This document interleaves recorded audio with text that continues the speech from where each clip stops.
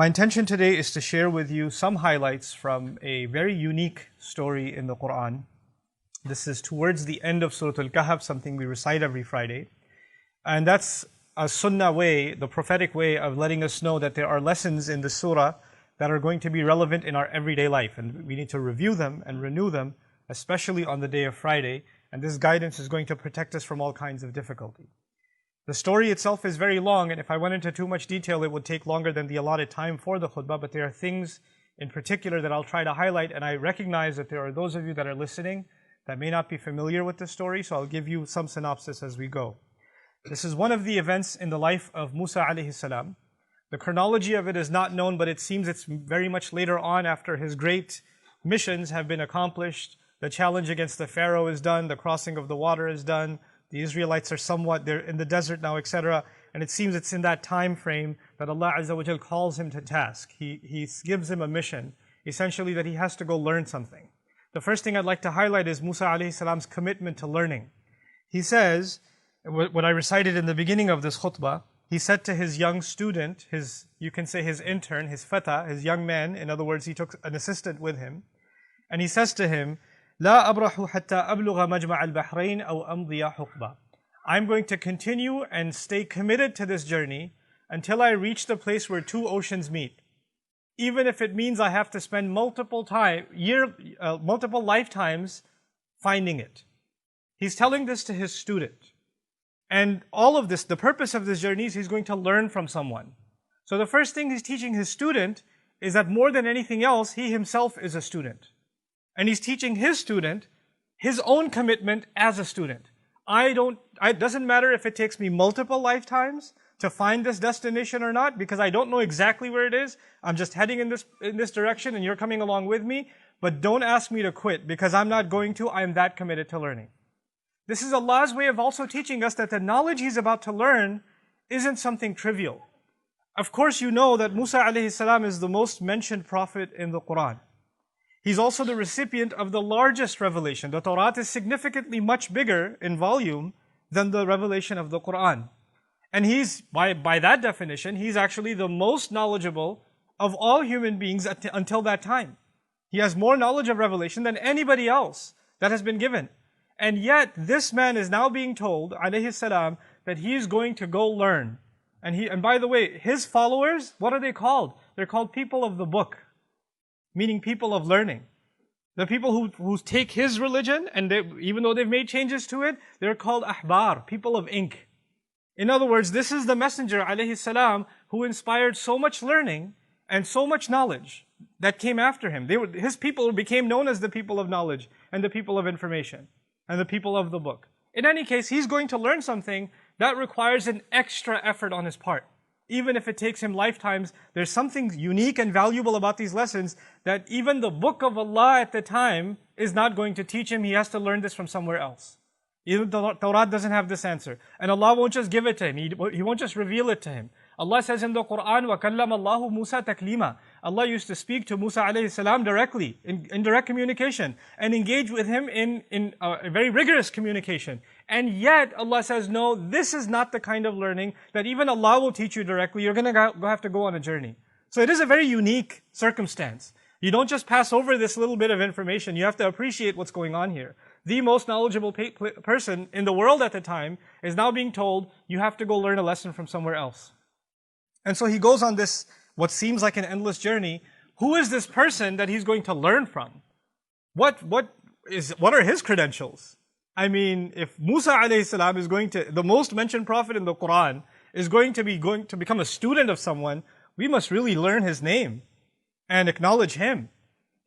So now, when we get to that, Allah Azza wa Jal, all He says is, فَوَجَدَ عَبْدًا مِنْ عِبَادِنَا.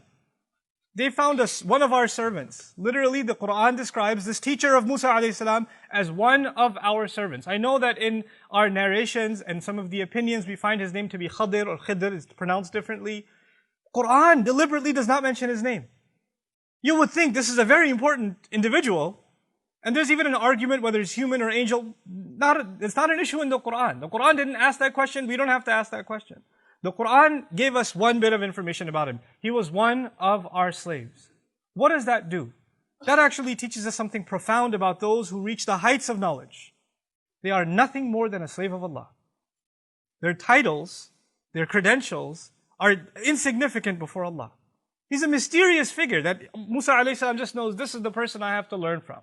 And it's really interesting also, Musa alayhi salam does not ask him his credentials and say, so I'm supposed to learn from you? I mean, where did you graduate from? What revelation do you get? Well, who are you supposed to be? Like, when you're learning from someone, you want to kind of size them up. There's nothing like it. Musa alayhi salam straight up goes to him and says, هَلْ أَتَّبِعُكَ عَلَىٰ أَن تُعَلِّمَنِي مِمَّا عُلِّمْتَ رُشْدًا. May I follow you? And he didn't say, هَلْ تُعَلِّمُنِي? Could you just teach me? I came all this way, because apparently you know some things I don't know. So why don't you just tell me? I'm already tired. لَقَدْ لَقِينَا مِن سَفَرِنَا هَذَا نَصَبًا. Quran also describes Musa alayhi salam on this journey. We've been pretty exhausted. Mind you, this is the same Musa alayhi salam who's crossed the water, who's been in the desert, who's done quite a few pretty exhaustive things, who's been in Madi and almost dying of dehydration to find water. This is the same Musa that went on this journey and says, I'm pretty exhausted by now. And after this exhaustion, he doesn't just say, can we just sit down here and learn now? Because it's been a pretty tough journey for me. He says to this individual, this abd bin ibadillah, he says to him, هَلْ أَتَّبِعُكَ? Can I follow you? This is interesting, because what he's going to learn isn't just words. He has to follow him. This is a kind of learning that will come from experience. It's not book knowledge. It's not classroom knowledge. It's experience knowledge. And this is something Musa alayhi salam already knows. This person will teach me something that cannot come from books or words. He's going to show me certain experiences. So he's asking permission to follow him, and only by living those experiences will I learn something. And of course, his response is, you don't have the patience for it. لَن تَسْتَطِيعَ مَعِيَ صَبْرًا. I don't see you as capable of withstanding what's going to be coming. I don't see that you have the grit, the perseverance, the patience it takes to learn these lessons. And Musa alayhi salam then convinces him. And by the way, Musa alayhi salam could have also said, excuse me, I don't have patience. You know who I deal with? I dealt with Fir'aun. I debated with him. You know whose leader I am? Banu Israel. I don't have patience. You know what the kinds of things they've said to me? He doesn't say that. Clearly, Musa alayhi salam, you and I know, his patience has been tested throughout his life. Throughout his life, time and time again, his patience has been tested. And yet, these lessons, his teacher is telling him, they're not that easy. It's going to test your patience. You're going to lose it. You're not going to be able to withhold it. That's a pretty powerful statement to make. And for Quran to record it like that about Musa alayhi salam. And he says, سَتَجِدُنِي إِنْ شَاءَ اللَّهُ صَابِرًا. You'll find me patient. Inshallah, if Allah wills, I'm not saying that I have that capability, but if Allah grants me that capability, I will demonstrate patience to you. Okay, so that's his prerequisite for this learning. This is important for us because before we learn anything about these lessons, what we have to internalize is that these lessons cannot be learned if you're not patient. And these lessons will only be learned if your and my patience is tested, if we're put in difficult circumstances. These lessons are directly related to difficulty and hardship, where your patience and your grit is going to be put to the test. So this is what Musa alayhi salam is being told. And of course, Musa alayhi salam has seen difficulty before. This is not new for him, so he's pretty confident he'll be able to manage the situation. So they go on their way. And instead of me going ayah by ayah, I'll just share some highlights with you. The first stop on their journey is that they asked this teacher of his and Musa alayhi salam, they board onto a ship. حَتَّى إِذَا رَكِبَ فِي السَّفِينَةِ. Now when they board onto a ship, obviously there are people, they're travelers, and they ask these people, can we ride with you? So they've done them a favor. The circumstance is not just about a ship. You have to understand, now we have a situation where there are people who did other people a favor. The people that own the ship have done Musa alayhi salam and his teacher a favor by allowing them to ride along with them.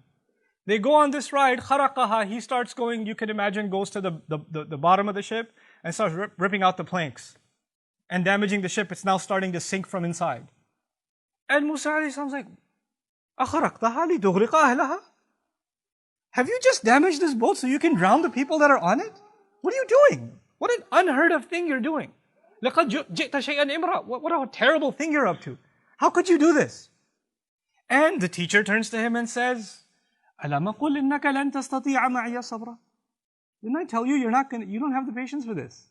You can't learn these lessons. And he says, okay, لا تؤاخذني بما نسيت ولا ترهقني من أمري عسرا. Okay, don't hold me to this. Don't penalize me for this mistake and don't make this hard for me. Fine, fine, fine. You just do what you do. But before we go any further, I want you to appreciate something. There are people that are going to be in your life and mine that you might be doing something good to. You did something good to them, and they do something terrible to you. And you're standing there, what? How? Why would you do this to me? Or you're a bystander watching, like Musa a.s. is a bystander watching. They did something good for us. Why are you hurting them? The last person you should be hurting is the one who did good to you. You know, like the poet says, أُعَلِّمُهُ الرِّمَايَةَ كُلَّ يَوْمٍ فَلَمَّا اسْتَدَّ سَاعِدُهُ رَمَانِي.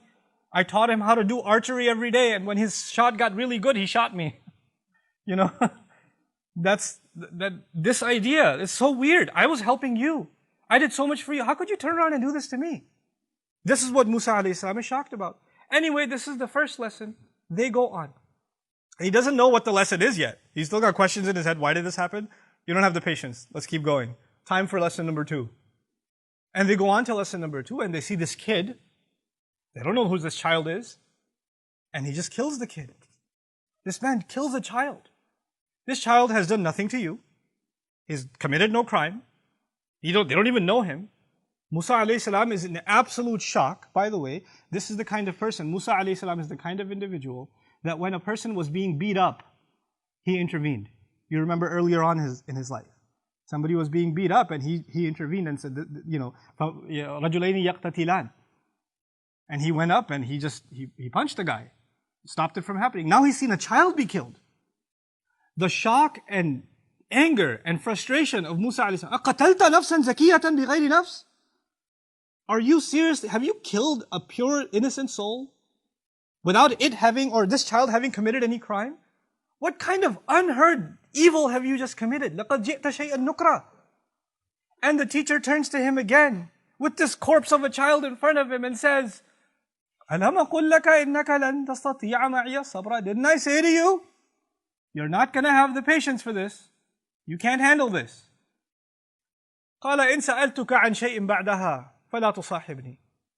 Okay, he said, fine, if I ask you anything else, then okay, you don't have to accompany me. I got it. Okay? قَدْ بَلَغْتَ مِن لَدُنِّي عُذْرًا. From my end, I have no excuse. You have every reason to leave me. If I cross the line one more time, I've been disqualified. Now we've got 2 circumstances so far. One in which people did good to them, and apparently they did bad back. In the other, nobody did anything to you. You have nothing to do with this one. Why would you harm them? Why would you do something to them? And this is also something unfathomable for Musa a.s. And then you get to the third circumstance. And فَوَجَدَ جِدَارًا يُرِيدُ أَن يَنْقَضَّ فَأَقَامَهُ. They went to some town, and فَأَبَوْا يُضَيِّفُهُمَا. They refused, the people refused to be hospitable to them in the least bit. Hey, do you know where the well is? When we drink the water, shut the door in their face. Pushing them around. Nobody's offering them any help. You know? And they're clearly not welcome where they are. أَبَوْا يُضَيِّفُهُمَا is, you know, I don't know, as a kid I watched a lot of Western flicks. When a guy walks into a salon and somebody's chewing on a straw just staring at him like there's about to be a gunfight or something. Like, they're not welcome here. You know, what you doing here, stranger? You know, that kind of thing. So when that happens, and they're not welcome, they're walking by and they see this monument type wall that's broken down and it's tipping over. يُرِيدُ أَن يَنْقَضَّ. It looks like it's going to tip over and damage the whole street. And his teacher says, yeah, we're going to work on this wall. We're going to fix this whole wall in the middle of town. People are cursing at them. People don't care for them. People are clearly letting them know, you better leave here. You better get out of here. And they're fixing the street in the middle. They're fixing this wall in the middle. And Musa a.s. was like, these people are terrible to us. And they won't even give us so much as a sip of water. We've been working and laboring here all day building this wall. If you wanted, you could have been paid for this work at least. Maybe we would have gotten a couple of dollars here and there, and maybe we would have eaten something. But that much, and he says, this is it. This is the time you and I part. هَذَا فِرَاقُ بَيْنِي وَبَيْنِكَ. It's interesting, the story began where 2 oceans meet, and it's ending where they part. You know, these 2 are now parting. And in a sense, they're both also oceans of knowledge. Musa a.s. is the ocean of knowledge of revelation. And this teacher of his is the knowledge of this other kind of knowledge that doesn't come from books. But now they're parting. And so now he tells him the reasoning behind all 3 of these. There was a greater plan from Allah. And in this plan, those people whose ship was destroyed, actually their ship was about to be seized by the navy. The king was taking every ship to add to his navy. When they came by their ship, they saw the ship is damaged. They said, no good for the navy. They let it go. They're going to suffer damages. They're going to have to fix it up, but at least they still get to keep their livelihood. They can still earn a living. In the case of the child, only Allah could have known that down the road in the future, this child was going to be a criminal, tyrannical to his parents. And Allah gave that child an outlet to Jannah, and Allah allowed his parents also relief of great calamity that was coming their way. Nobody could have known that except Allah. In the case of this wall, Allah was looking out for two orphans in that town that was so mean to them, whose father left a great deal of money behind, and that money was buried under that wall. If that wall tipped over, people would have seen that treasure. They would have, the kind of people they are, we know what kind of people they are, those kids wouldn't have seen a penny of it. That would have been eaten up by somebody else. And Allah wanted that those kids grow up one day and are strong enough and to protect their assets, and then they dig up what is theirs. This was Allah's plan. But in all of this, none of this makes any logical sense. I mean, unless you know Allah's plan, you're not going to know the logic behind something terrible that happens.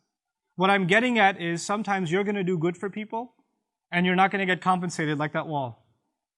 Sometimes people are going to do terrible things to you. You haven't done anything to them. Sometimes you've done good for them and they only do horrible things to you or somebody else. You see these things around you. And when this happens, your patience is going to be tested. How can they get away with this? How can they do this to me? Why would they do this? I want to give you one more place in the Quran, which is also in a sense related to the people of Musa a.s. in Surah Al-Isra. Very interesting language. You know, the Israelites, when they were established and when they finally became an independent nation, eventually Allah Azza wa Jal actually in the history of the Jews, in the history of the Israelites, they were ransacked and invaded by foreign nations multiple times. And Allah mentions two major invasions in Surah Al-Isra. But the way He mentions it, understand that the Israelites, the Jewish community of the time, we consider them the Muslims of that time. You have to understand what that means. They were the Muslims of that time. That was the Ummah.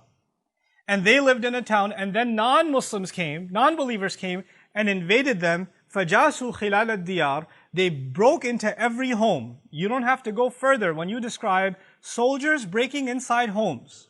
Then you know what happens next. That doesn't have to be spelled out. Everybody can know. Anybody who understands war knows. When militaries go into civilian towns, all unnamed kinds of atrocities take place. But that army that came in, you know what Allah called them?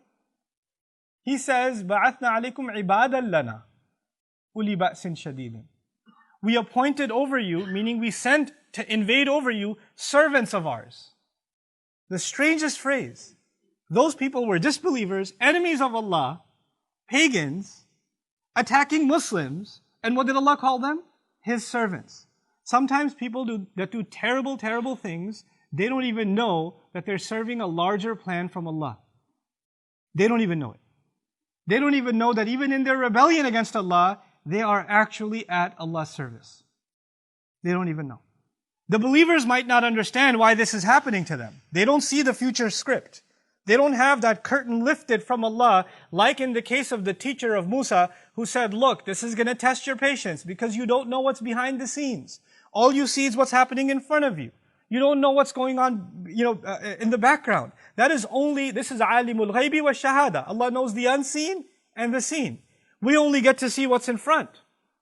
And when we see what's in front, we go crazy. We lose patience. We say, how can they do this? How did Allah let this happen?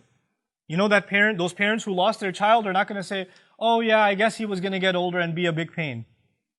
They're not going to say that. They're going to say, how did Allah let this happen? Why did my child have to die?